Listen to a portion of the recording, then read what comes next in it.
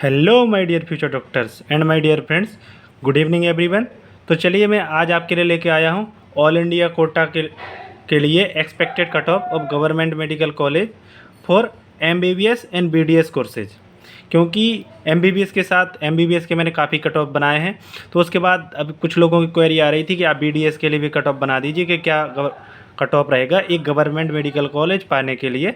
तो ये मैं ऑल इंडिया कोटा का डाटा लाया हूँ जो कि 15% सीट पर रिजर्व होता है सारे स्टेट में नीट 2024 के लिए।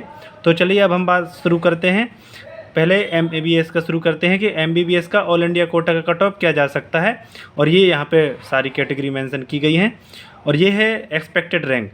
ये रैंक मैं रेंज में इसलिए लाया हूँ क्योंकि एक फिक्स रैंक नहीं बता सकते, इसलिए इस रेंज में अगर आप बिलोंग करते हैं या इसके थोड़ा बहुत ऊपर नीचे रैंक है आपकी 100-150, तो आपके चांसेज हैं कि आपको एक गवर्नमेंट मेडिकल कॉलेज मिल सकता है। तो सबसे पहले हम बात करते हैं जनरल कैटेगरी की। तो जनरल कैटेगरी में अगर आपको एक एमबीबीएस सीट चाहिए तो इसके लिए आपकी एक्सपेक्टेड रैंक होनी चाहिए 24,500 से लेके 25,000।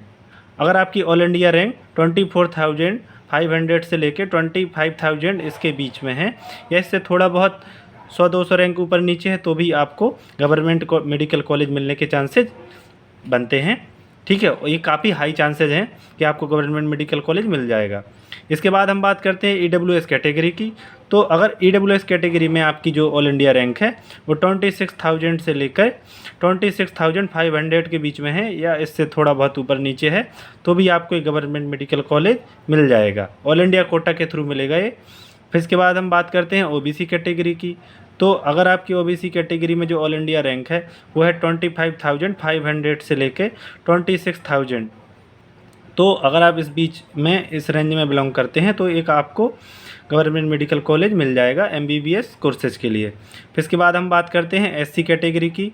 तो एससी कैटेगरी की जो एक्सपेक्टेड रैंक होनी चाहिए 2024 के लिए, अगर आपकी रैंक 1,39,000 से लेके 1,39,500 के बीच में है तो आपको एक गवर्नमेंट मेडिकल कॉलेज मिल जाएगा एमबीबीएस कोर्सेज के लिए। और ये रैंक थोड़ा बहुत 100-200 या 100 से 150 ऊपर नीचे वेरी कर सकती है। ठीक है, क्योंकि अभी ऑल इंडिया कोटा में 7,000 सीटें बढ़ी हैं तो उसका इफेक्ट भी आएगा, तो थोड़ा एक्सटेंड भी कर सकती है। ठीक है, तो अगर आपकी रेंज इससे थोड़ा सा 100-200 ऊपर हो तो आपको परेशान होने की ज़रूरत नहीं है।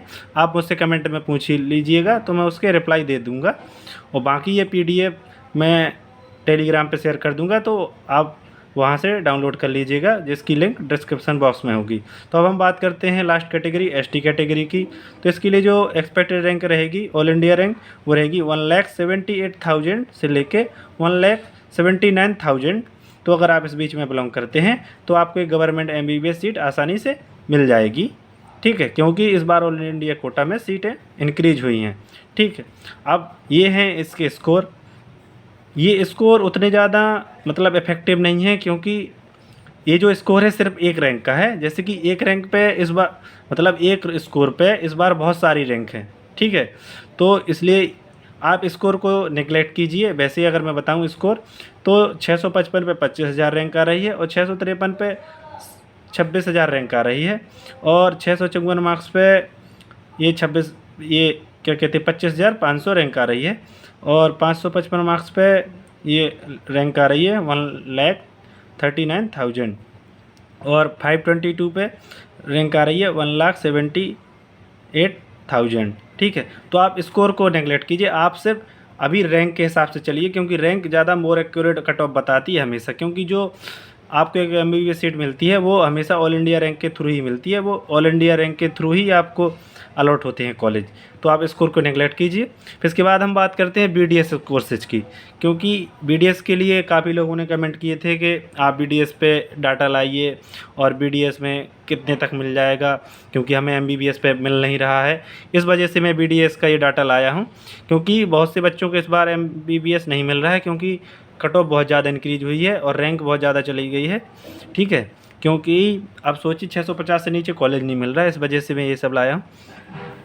तो अब हम बात करते हैं एक्सपेक्टेड रैंक की बीडीएस कोर्सेज के लिए।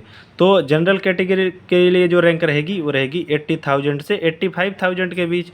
अगर इस रैंक में आप थोड़ा बहुत आपकी रैंक कम है 100 से 200, तो आप आसानी से उसमें आपको एक BDS कॉलेज मिल जाएगा। ज़्यादा घबराने वाली बात नहीं है, क्योंकि ऑल इंडिया कोटा में सीटें इंक्रीज हुई हैं, ये बात आप अच्छे से जान लीजिए। फिर इसके बाद हम बात करते हैं EWS कैटेगरी की। तो EWS कैटेगरी में अगर आपकी ऑल इंडिया रैंक 90,000 से 95,000 के बीच में है, या इससे थोड़ा बहुत ऊपर नीचे है, 100-200 रैंक की वेरी कर सकती है, तो आपको एक BDS गवर्नमेंट कॉलेज मिल जाएगा। फिर इसके बाद हम बात करते हैं OBC कैटेगरी की। तो अगर आपकी OBC कैटेगरी में रैंक 95,000 से लेके 1 लाख के बीच में बिलोंग करती है, तो आपको एक गवर्नमेंट कॉलेज BDS के लिए मिल जाएगा। फिर इसके बाद हम बात करते हैं SC कैटेगरी की। तो अगर SC कैटेगरी में आपकी रैंक 2,40,000 से लेके 2,50,000 के बीच में वेरी करती है, तो आपको एक BDS गवर्नमेंट मेडिकल कॉलेज आसानी से मिल जाएगा। फिर इसके बाद हम बात करते हैं ST कैटेगरी की।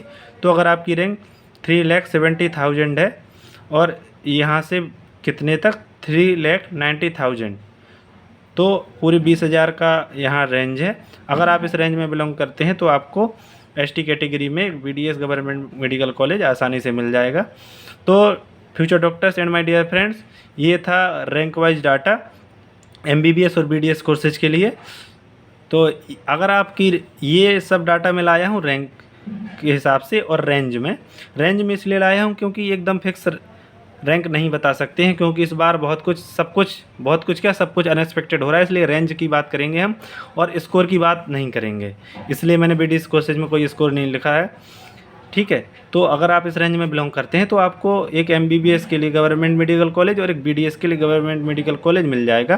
तो जिनके मार्क्स जैसे 600 हैं या 600 से ऊपर हैं, उनके लिए MBBS के चांसेज हैं, और बाकी जिनके 600 से सब के नीचे हैं, ये सारे जो रैंक है ये सारे 600 से नीचे वाली रैंक हैं, ठीक है।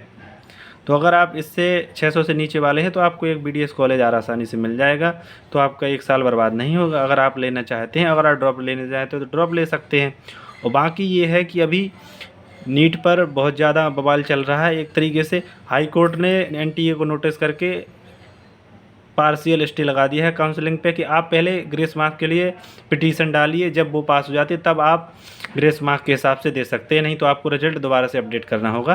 तो फ्यूचर डॉक्टर्स, आपने ये डिमांड की थी, इस वजह से ये मैंने बना दिया। बाकी अभी आपको परेशान होने की ज़्यादा ज़रूरत नहीं है, क्योंकि अभी काउंसलिंग स्टार्ट नहीं होगी जब तक कि सुप्रीम कोर्ट ये फैसला ना सुना दे कि आप ग्रेस मार्क के साथ पास कर सकते हैं।